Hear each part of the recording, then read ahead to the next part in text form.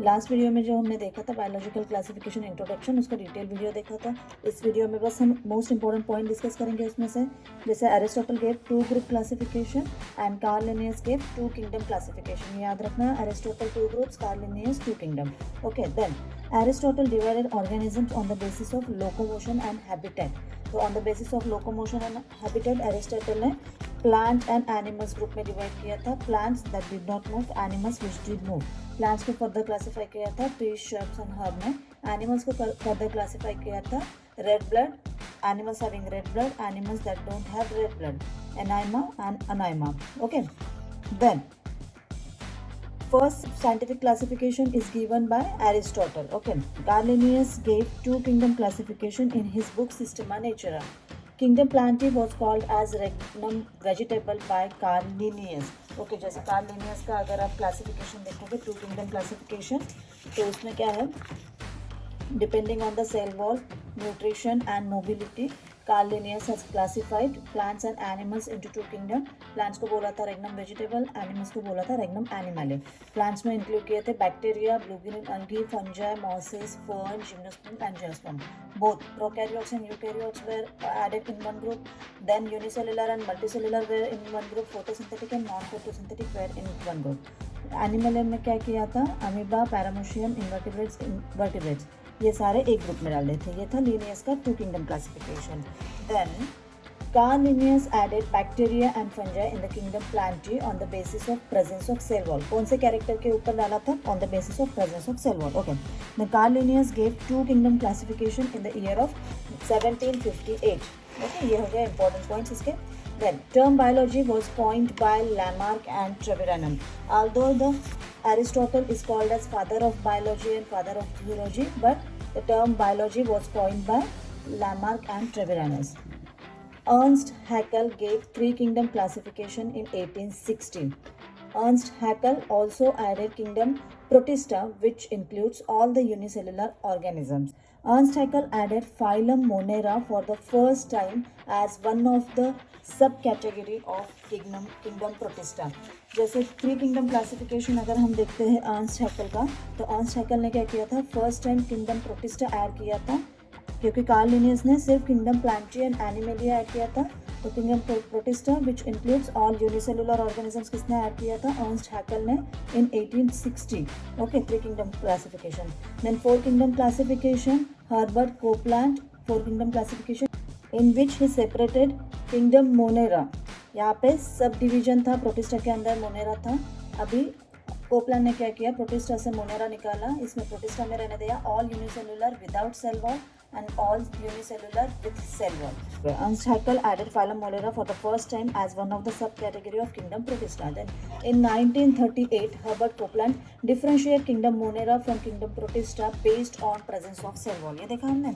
Okay, according to the Copeland, Protista includes all unicellular organisms without cell wall and Monera includes all unicellular organisms with cell wall. Important point है, याद रखना है। Next, in 1938, Copeland gave 4 kingdom classification in which he separated kingdom Monera from kingdom Protista. R.H. Whittaker gave 5 kingdom classification in 1969. R.H. Whittaker was the first scientist to separate kingdom fungi from kingdom Plantae. So until the 4 kingdom classification क्या था, fungi जो था Plantae kingdom में present था. Okay. R.H. Whittaker separated fungi from plants on the basis of mode of nutrition and cell wall composition. Mode of nutrition fungi में क्या होता है, heterotrophic होता है. Okay. And then cell wall composition क्या होता है, काइटिन होता है। प्लांट्स में क्या होता है, सेलुलोज होता है।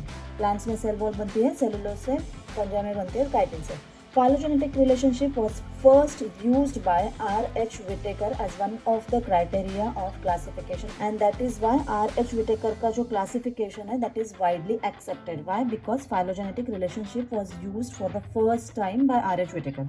According to R.H. Whittaker, all unicellular prokaryotes, यहाँ पे prokaryotes मतलब pro मतलब primitive, okay, primary, कैरियोट मतलब nucleus, nucleus was primitive, that means nuclear membrane was absent in prokaryotes. All unicellular prokaryotes were added in kingdom Monera. All unicellular eukaryotes were added in kingdom Protista.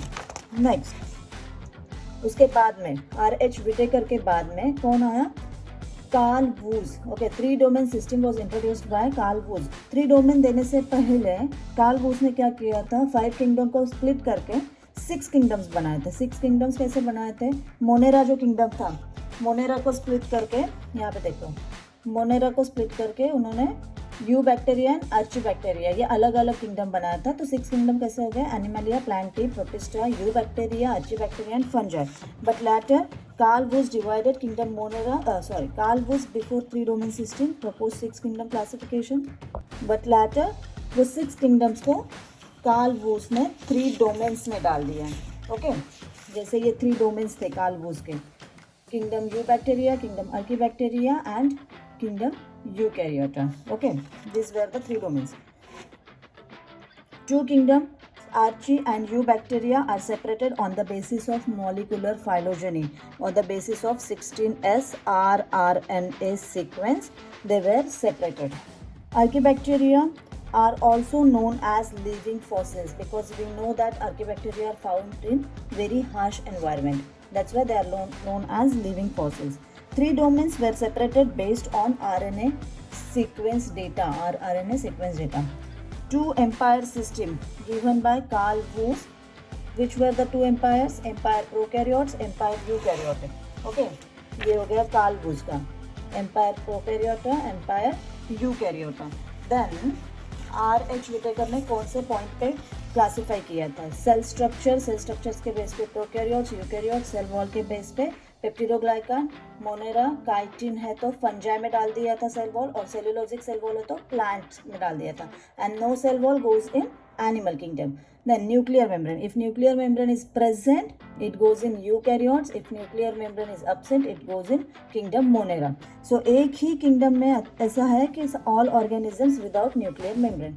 Body organization. If cellular body organization, उसमें भी unicellular है तो unicellular को डाल दिया था kingdom Monera and Protista में, और बाकी loose tissue level of organisation है तो फंजाई में, and organ level of organisation है तो एनिमल्स एंड प्लांट्स में. Mode of nutrition. Based on mode of nutrition plants में ऑटोट्रॉफिक होता है, हेटेरोट्रॉफिक किस में होता है, फंजाई एंड एनिमलिया में. प्रोटिस्टा में क्या होता है, autotrophic plus heterotrophic. Okay, then reproduction and phylogenetic relationship, ये तो मेन क्राइटेरिया थे R.H. Whittaker ने यूज़ किए थे for classification, giving 5 kingdom classification. तो ये था हमारा quick revision on this topic. आपने अगर इसका डिटेल में वीडियो नहीं देखा है तो आई वुड रिकमेंड कि आप वो वीडियो देखिए, जिसकी लिंक मैंने डिस्क्रिप्शन में दी है, और आपको ऊपर कार्ड में भी उसकी लिंक मिलेगी. और अगर आपको इसी टाइप के नोट्स चाहिए, वीडियो चाहिए, तो please do subscribe to my channel, like this video and share with your friends. Thank you.